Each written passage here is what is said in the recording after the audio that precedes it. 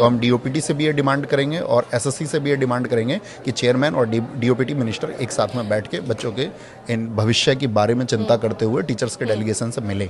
जाते जाते मैं आपसे चाहूंगी कि एक बार स्पष्ट शब्दों में ये जो मांगे हैं ये आप रखें ताकि ये मांगे पहुंचे सही लोगों तक, प्रशासन तक, सरकार तक और इन मांगों पर ध्यान दिया जाए और जो भविष्य है छात्रों का वो सुधारा जा सके। मैम पहली डिमांड तो यही है कि जो वेंडर है वो अकाउंटेबल वेंडर इनको चुनना चाहिए, जो जिम्मेदार रहे, जिस पर संदेह ना हो, इन बच्चों को विश्वास रहे, एक अच्छा वेंडर होना चाहिए। एडिक्विटी को बैन किया जाए। दूसरा, बच्चे की टेक्निकल जितने भी ग्लिचेस हैं आपका एग्जाम देते समय वो दूर हों, उनके एग्जाम सेंटर से संबंधित जो भी समस्याएं हैं वो दूर हों, उनके लिए एक्सेसिबल हो, एक सुगम रास्ता हो, ट्रैफिक की अच्छी व्यवस्थाएं हो, उन सब का ध्यान रखा जाए। और जो लोग वहाँ एग्जाम को कंडक्ट करा रहे हैं वो प्रशिक्षित लोग हों, वो लोग जानते हों कि एग्ज़ाम कैसे कराया जाता है, उनको इस सब के बारे में जानकारी होनी चाहिए ताकि बच्चे का वो बहुत अच्छे से मनोबल बढ़ा करके उसको हेल्प कर पाएँ, एक कि उसको ऑड फील ना हो। मैम वहाँ पर एक तो हमारी डिमांड ये है, एक हमने आपको बताया सबसे बड़ी बात है कि एसएससी के लिए एक एडवाइजरी बोर्ड उनको बनाना चाहिए,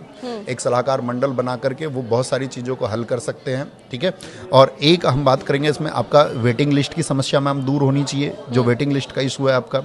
और रॉन्ग क्वेश्चन एक इशू है सबसे बड़ा कि गलत क्वेश्चन आएंगे तो बच्चे उसके लिए पे नहीं करेंगे। और क्योंकि मैम गलत क्वेश्चन करते समय बच्चे का एग्जाम में जो टेम्परामेंट वो चेंज हो जाता है, उसका संयम खो जाता है, उसकी वजह से बहुत सारी गड़बड़ियाँ होती है और प्लस में आप उससे पैसा और ले रहे हो। बल्कि आपको तो उसके लिए बच्चे को कंपनसेशन देना चाहिए कि हम लोगों ने गलत क्वेश्चन दे दिया, इस समय पर आपका जो मेंटल टेम्परामेंट है वो चेंज हो गया होगा,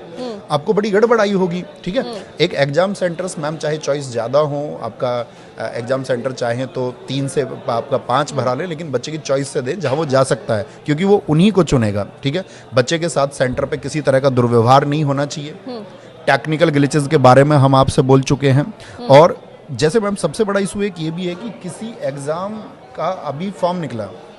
जैसे कि मान के चलिए आपका एसएससी सीजीएल का फॉर्म निकला, अब एसएससी सीजीएल की ज्वाइनिंग नहीं हुई है और दूसरे फॉर्म आ गए, तो पहले ज्वाइनिंग हो जाए, दूसरे फॉर्म तब आए सब लोगों के, क्योंकि वो नहीं तो बार बार रिपीट करता रहता है, बच्चा एग्जाम को देता रहता है, उसकी जॉब को और कोई लोग लेते रहते हैं हमेशा। तो ये सब चीज़ें हैं जिनके बारे में एसएससी को विचार करना होगा और बहुत सारे मुद्दे हैं मैम जिस पे हमारा टीचर्स का डेलीगेशन एक बहुत अच्छे तरीके से हम वही डिमांड फिर रखेंगे कि आपका एसएससी चेयरमैन को मिलना चाहिए और डीओपीटी को मिलना चाहिए। बिल्कुल। रणनीति क्या रहेगी आगे बता दीजिए आप कि अगर ये जो प्रदर्शन चल रहा है इसी तरीके से जैसे कि हमने देखा लाठीचार्ज हुआ है, डिटेन किया गया है, तो मतलब प्रशासन जो है साफ तौर पर तो इस बात पर अभी सीरियस नजर नहीं आ रहा है, तो आगे की क्या रणनीति रहेगी आपकी? इसी तरह से प्रदर्शन जारी रहेगा?